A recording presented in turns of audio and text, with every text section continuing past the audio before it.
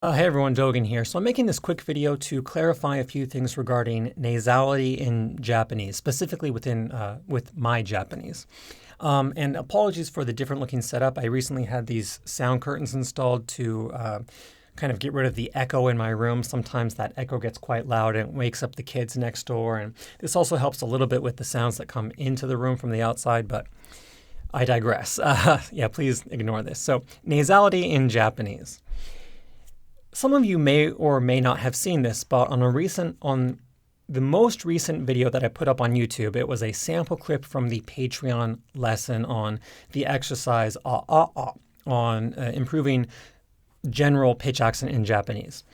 There was a comment on this video from a Japanese native speaker that said, and I pinned this comment such that everyone could see it, that said, "Your Japanese is almost perfect, but sometimes it sounds like you're speaking with just a little bit too much nasality."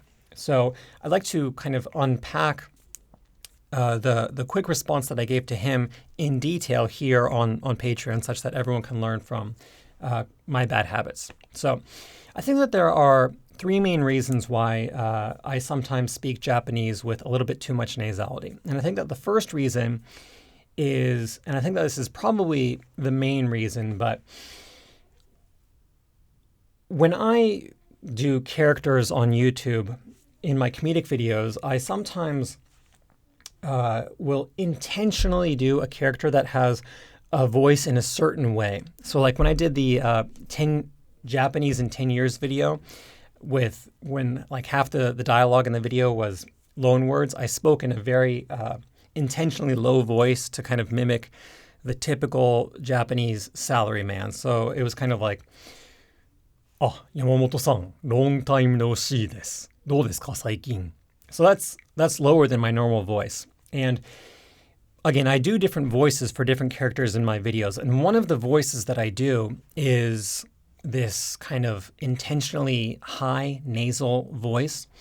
And I try and do that for like kind of annoying characters. So like bank tellers, or it might be like someone that works at the city office, or a politician that's trying to get money from the people or something like that. But that's a character I've done many times in the past. But because I do that character fairly often, sometimes that kind of speech mode, I go into that unconsciously, even though I'm not doing that character. So just kind of as a bad habit, I'll start speaking as if I'm that character in a normal video where there aren't even characters. Like if I'm doing a video like phrases I've never heard in Japan. So there's no videos, there's no characters in that video, but because I'm kind of in that Japanese mode and I've got several different characters in there, it all kind of mixes, and I need to be more careful with that. But I think that's one of the primary reasons. It's unintentional spillover from characters that I intentionally voice in a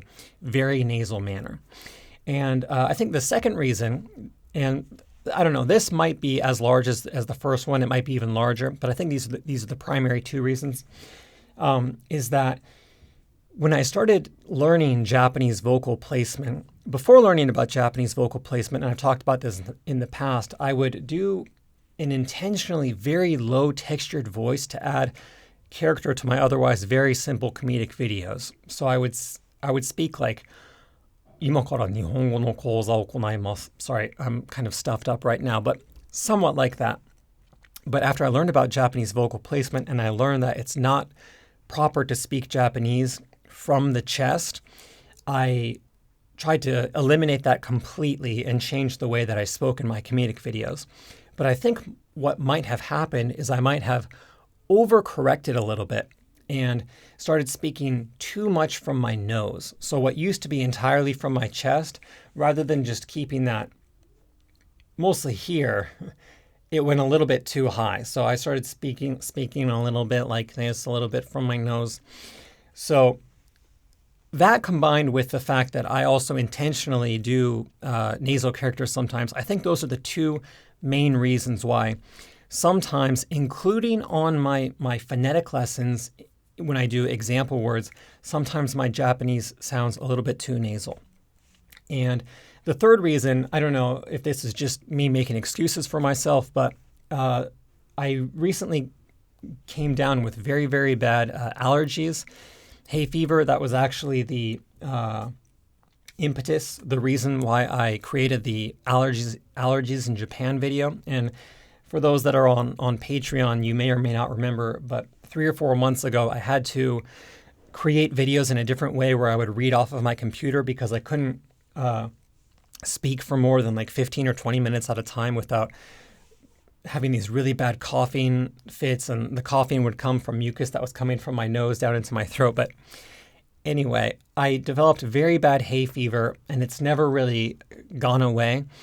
And that was about 4 or 5 months ago. So maybe 4 months ago, because the comments that I've been getting about the nasality in my Japanese haven't really come until very recently, I do think that this may be a very small reason why I'm not able to, or why I'm speaking with a little bit too much nasality in Japanese. So again, the 3 main reasons I think that sometimes my Japanese sounds a little bit too nasal, which is unnatural. It shouldn't be as nasal as I make it, is because sometimes I intentionally do nasal characters.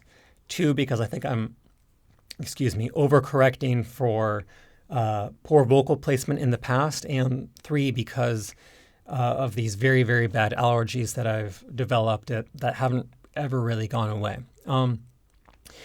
So this video is such that you guys, again, can learn from that bad habit. And it's not natural to speak with Japanese. It's not natural to speak Japanese with in a clearly nasal or clearly audibly nasal way. Sorry. So I just wanted to let everyone know about this, and also what I did to because I hope that everyone gets as much from this series as possible, is that video that I recently made on Japanese vocal placement. I re-recorded that entire video, and I made a section entirely dedicated to what I'm talking about right now. So I talked about how you shouldn't speak Japanese from the chest, and I added a bit that said, furthermore, you shouldn't speak Japanese in an overly nasal manner like I sometimes do in this series. And I gave the 3 reasons that I talked about in this video. But this video is getting a little bit long, and I don't want to take any more of your guys' time, so I'm going to end things here.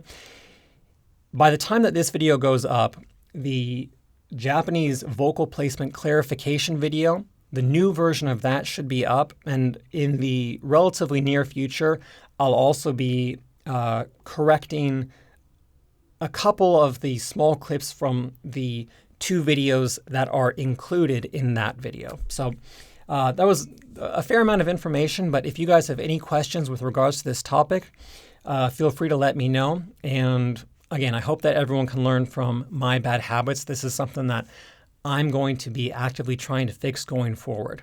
That might mean that I need to get some more antihistamines. But anyway, thank you very much for your continued support, and good luck with your Japanese studies. Bye.